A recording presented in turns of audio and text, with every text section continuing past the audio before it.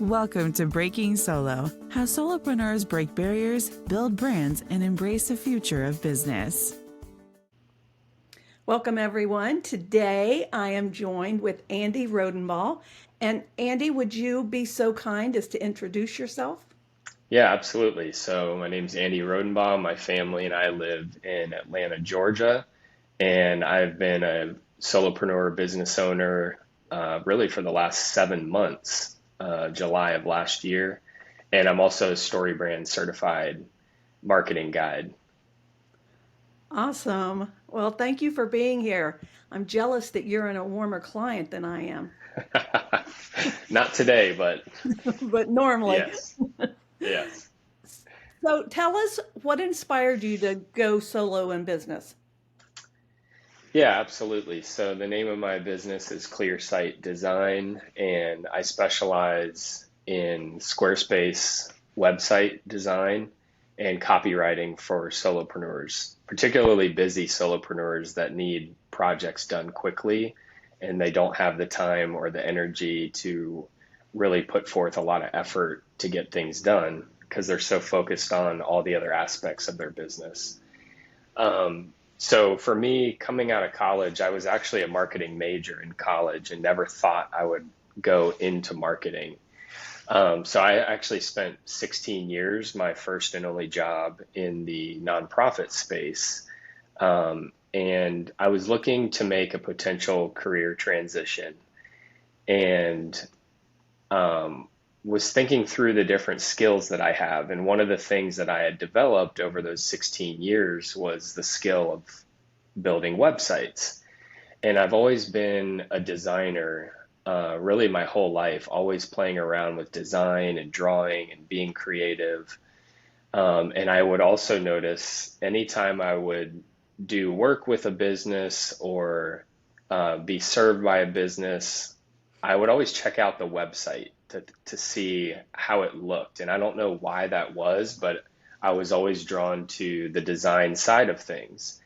And it would either be fun to see a project that looked really nice and actually affirmed the value of that provider, or it'd be the opposite where I would be like, they're really good at what they do, but the website is not very good. So they need to fix this. This needs to be better. Like it's not telling the truth about how good the product or service is.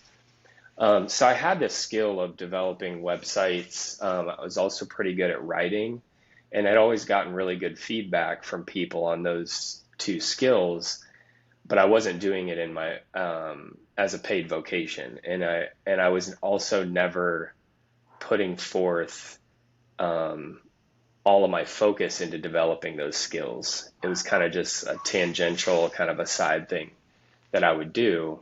And so I wanted to have the opportunity to be able to focus on developing those skills more and getting some training around some formal training around them to see what I could do. That's awesome. Not many of us think about what are we really good at and then make the decision of what we're going to do. So Yeah. I think that's pretty cool. Um, so, what have you found the biggest challenge to be in your solopreneur journey?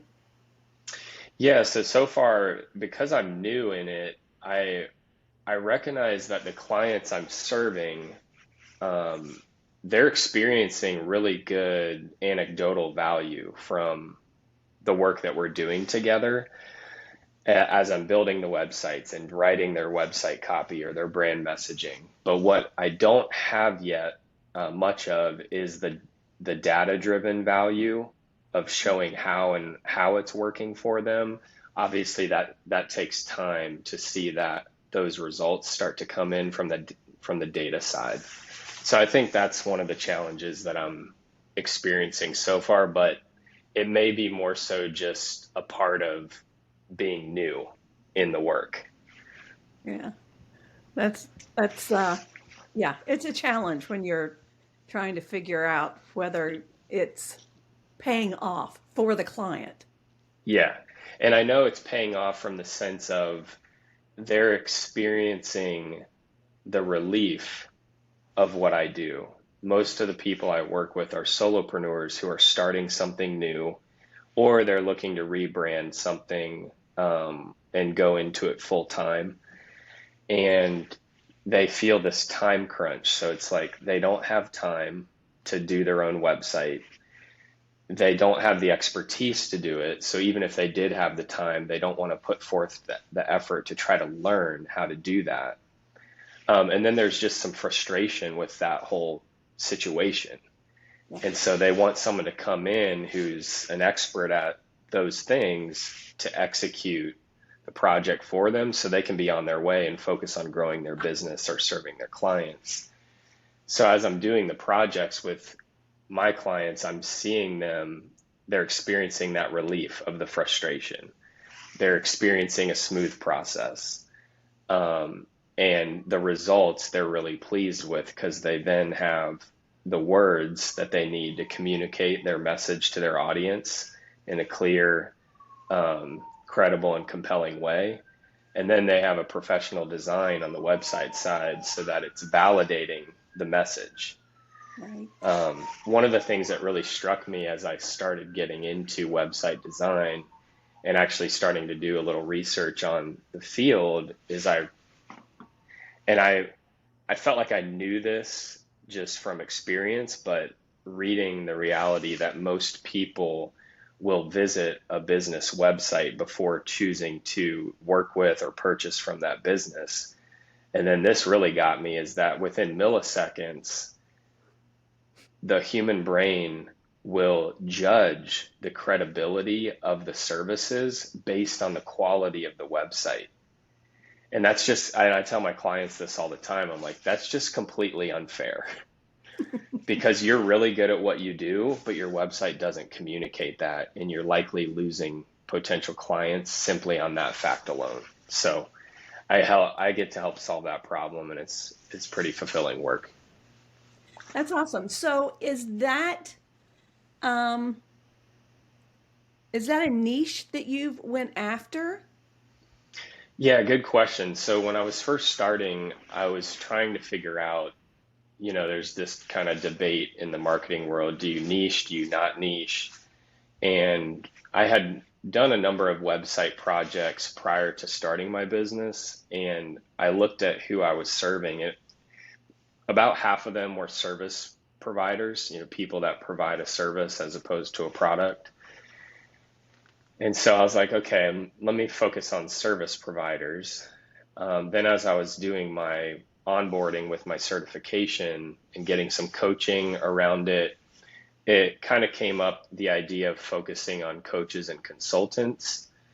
So I kind of started tailoring my messaging towards that niche. But then, as being new in business, my initial need is just finding clients and building up my revenue reserves. So I was taking on any jobs that were coming to me, and they weren't necessarily coaches or consultants. So I was like, okay, this is interesting. And what I started noticing as I looked through my notes from my calls with people is that pretty much every single person was saying, I don't have time. I'm frustrated. I don't have the expertise. Can you just do this for me? And so I started recognizing that as the common thread. They were mostly service providers still, but they weren't all coaches and consultants. So I started focusing my own messaging towards solopreneurs who are looking to save time, energy, and frustration. And so that's the niche that my product offering is focused on now. Solopreneurs who don't have time.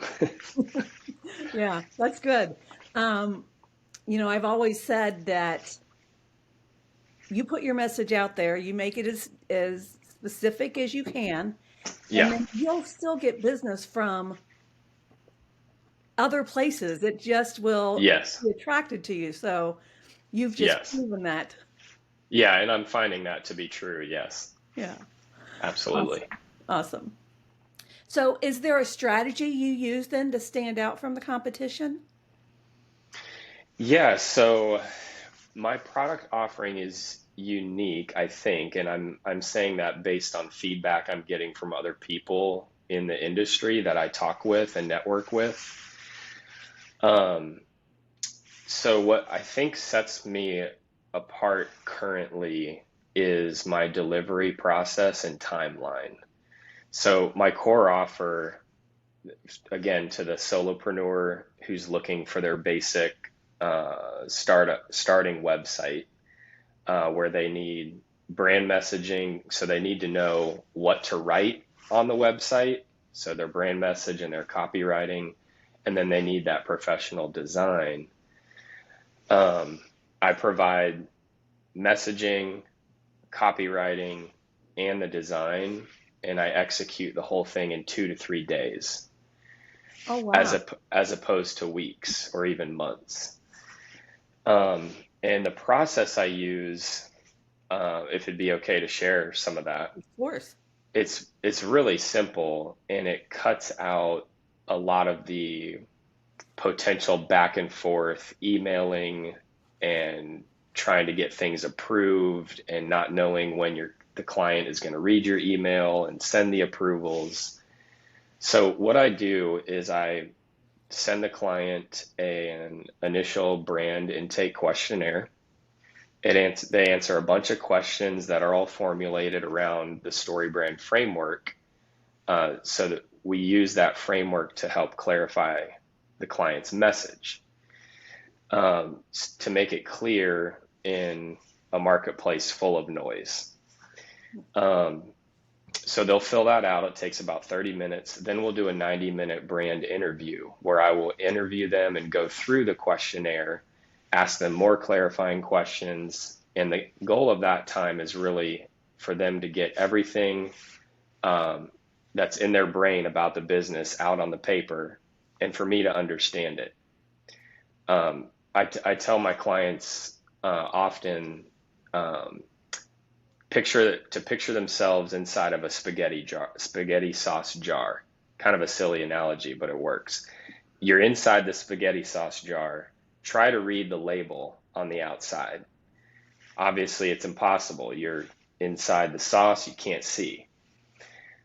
That's the situation that most business owners are in. They're inside their business so much to the point that it's hard to read the label on the outside, which is what the customers are going to be reading.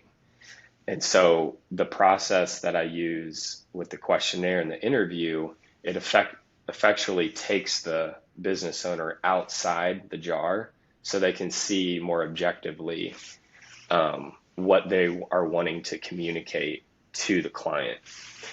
So we do that 90-minute interview, and then from there, I write out their brand message using the StoryBrand framework. So I'm not just making up strategy as I go. I'm using a framework that has helped over 10,000 businesses and nonprofits successfully reach their audience. I'll write their brand message out, which includes 11 written deliverables. And then we will do a 60-minute live edit session together. So I'll schedule that live edit session on our very first call. So it's already booked. We know when it is, and we will do live edits through the brand message. So at the end of that hour, their brand message is completely approved. And then from there, I'll write the website copy from that brand message. So there's no need for us to edit the copy because it's written from the approved message. And then on the website side, what I've done is I've developed and designed 12 website templates that my clients can then choose one of those templates, and I will customize it specifically for their business. And what that does is it brings the price point lower and more affordable for my solopreneur clients, without decreasing value. They're not losing anything value-wise on the design, but it's templatized instead of custom for them. So I'll customize that template, and because it's a template, they already know what the design looks like, so there's no need to edit designs there as well. So it just speeds up the process without losing any quality. And so 2 to 3 days they're launched. Wow. That's really smart, Andy. Yeah, Really thank you. smart. And Yeah. I think my clients are finding value in it, and it's connecting with a certain audience right now. Yeah. Cool. Okay. So this is something that I think all of our listeners want to know, and that's, is there a tool, an app, or a resource that you absolutely cannot live without? Yeah. So again, during my onboarding, my StoryBrand coach, shout out to Annie Figgenshoe. She was encouraging me, you just need to get scrappy. And I was like, you know what? That's what I'm used to doing. And so, and what she meant by that was don't go out and spend a bunch of money on fancy apps. Um, that could be helpful, but they're likely more than what you need initially starting out. And so I was like, you know what? She's right. So Google Workspace is my go-to app right now. I use email for all my communication. I use the calendar. I use the Drive for all my document storage. I use Google Docs for all my um, deliverables with my clients, and then I use Sheets for my CRM, and then I use Meet for video. So like I mean that's what, six different things in the suite, and that's $12 a month for all that. Yay. The second thing is Calendly for my calendar. It's absolutely amazing. It's so fun to just send people my calendar and say, book a time that works for you. And then boom, it shows up on my calendar with the video already set up. It's awesome. So those would be my two go-tos, would be Google and Calendly. Nice. Annie was also my onboarding. Oh, fun. Yeah. Excellent. Yeah, she's awesome. Yeah. So, are there any books or courses, or other than StoryBrand, of course, or mentors that have been impactful in where you're at today? Yeah, so another book aside from Building a Story Brand by Donald Miller would be Unreasonable Hospitality by Will Guidara. Okay. That book was really helpful. He tells a story of being a restaurant owner, which is not what I'm doing, but the aspect of learning how to serve your clients in unreasonable ways. I connected a lot with that, and it's allowed me to think creatively about how to under promise and over deliver to my clients in ways that would bring surprise and joy to them. So that's been really fun to implement some ideas into how I serve my clients. Um, as far as mentors go, whoever's listening to this, I definitely encourage you to get connected to some type of entrepreneurship community. For support, for me, that's been the StoryBrand community. And as far as mentors go, I've just gleaned a lot of wisdom from a number of different StoryBrand guides. And it actually started for me when I was researching whether or not I wanted to start out as a solopreneur, and specifically if I wanted to get certified in the StoryBrand framework. And so what I did as part of that research was I ended up interviewing, I think it was around 7 or 8 StoryBrand guides about their business and what are they doing and how are they doing it and are they making a living and supporting their family, and any questions I could think of, because I wanted to make sure if I went forward in a solopreneur journey that I would have a reasonable chance at success and making it work. And so having those connections, and now that I'm in the community, getting to meet with and network more with some of those people and continue to glean wisdom from them, that's been very helpful. That's awesome. Okay, so tell me if you have any daily habits or routines that keep you focused, and that keyword productive. Yeah. So one thing I've learned from a reading mentor of mine, from books that I've read by Dr. Chip Dodd. He's a therapist and mentor. in the space of recovery. He talks about how the more leadership responsibility we have, the more attention we need. And he talks about how most people reverse that. They think, when babies are born, they need a lot of attention, and little children need a lot of attention, but less than a newborn. And then the older you get, the less attention you need. And he said it's actually the opposite. The older you get and the more responsibility you have, actually the more attention you need, because now people are depending on you. And so I've taken that up and have recognized that in my own life. And so for me, daily habits, I have, and this could work different for every person, right? I'm speaking of my experience and what works for me. What works for me may not work for the next person, but I have just over 2 hours in the morning before the house and my phone wakes up to myself. And so I use that time to care for myself in various ways. And I kind of do the same thing in the evening time, once our daughter's down to bed, have sort of an evening routine that's also intended to care for myself, so that all the in-between time, I'm present and available for my wife, my daughter, friends, family, clients. So that has helped. And then the other thing with that is figuring out somewhat of a work-life tension, I call it, not necessarily balance.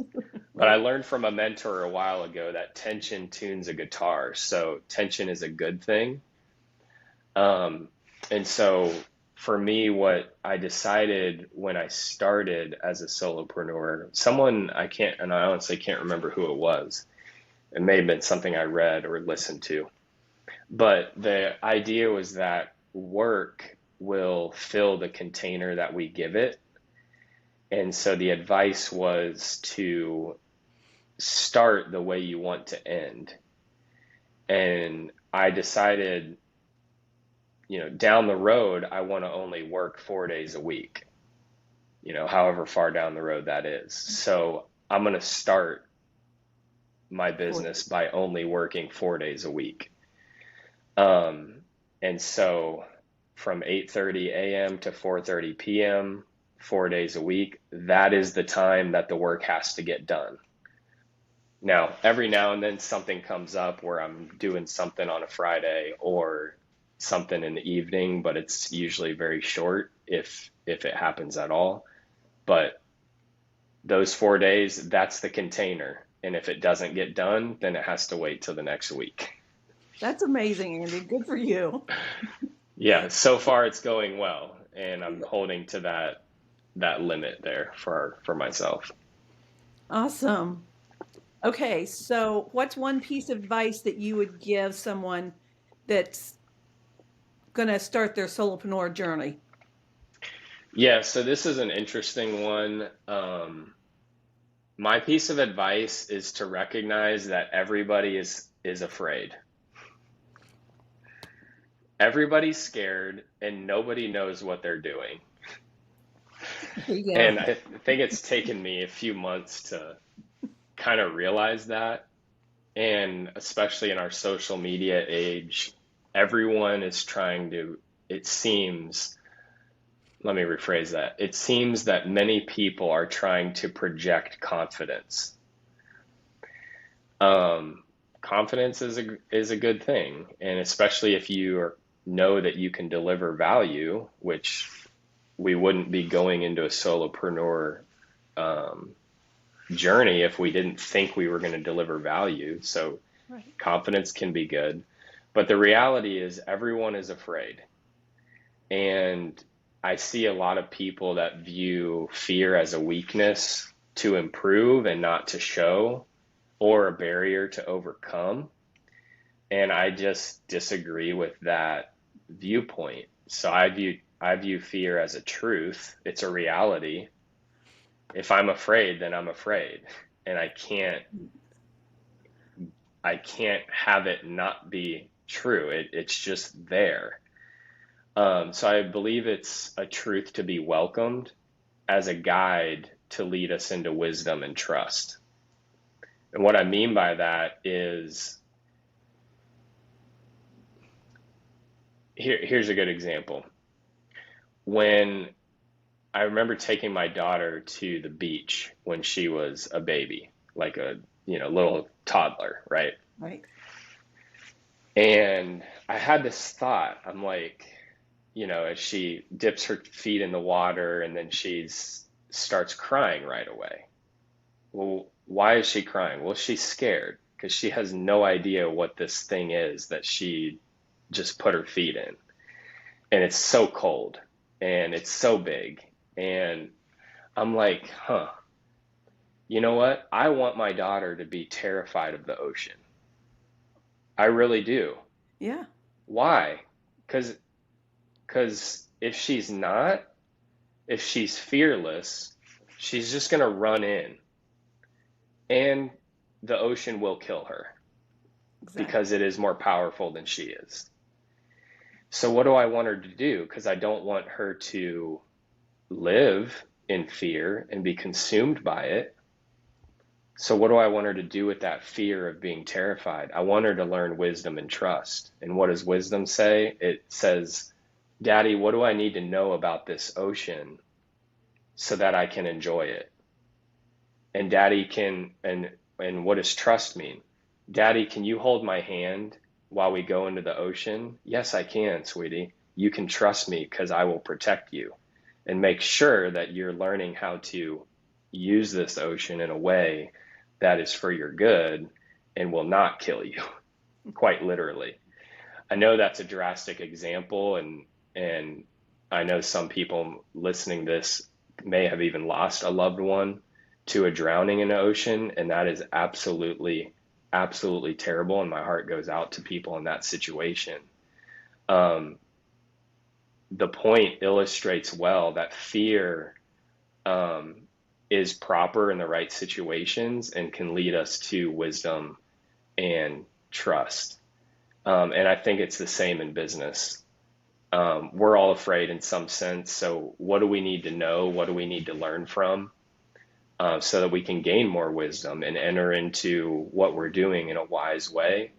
And then trust, like, is my identity rooted as a person? Is my identity rooted in something outside of myself, or is it all based on my success or failure?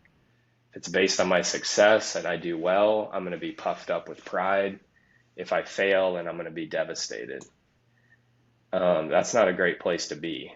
And then have I adequately prepared so I can do well in whatever I'm doing, so I can show up well for my clients and the people I'm serving.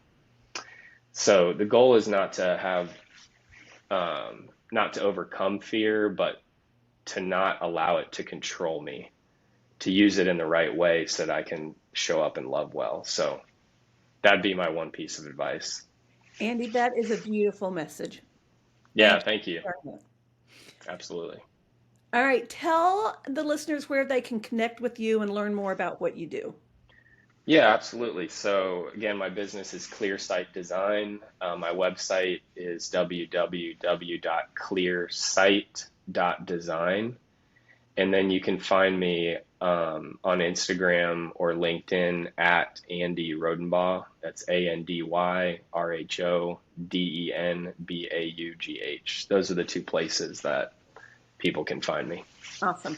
And that information will be in the show notes, guys, so you can grab it there. Any exciting projects or launches you have coming up? Yeah, so one thing I offer in addition to that core offer that I already mentioned is I actually sell those 12 templates as standalone products. Some solopreneurs are, either because of preference or budget reasons, they're fully committed to a DIY situation with their website. And so I sell those templates as standalone products. that they can purchase. And then one of the things that's unique about them compared to some other templates on the market is I actually have copywriting prompts written into the template itself instead of generic Lorem Ipsum prompts. And so that may be something that solopreneurs may be curious about. I also provide a video tutorial library filmed by myself that shows them how to make basic edits to their site. So it's Nice. set up to help people that are really looking for a DIY situation. That's awesome. All right, guys, again, that'll be in the show notes. Thank you, Andy, for joining us today. I really appreciate it. Absolutely. Thanks for having me on, Donna. Thanks.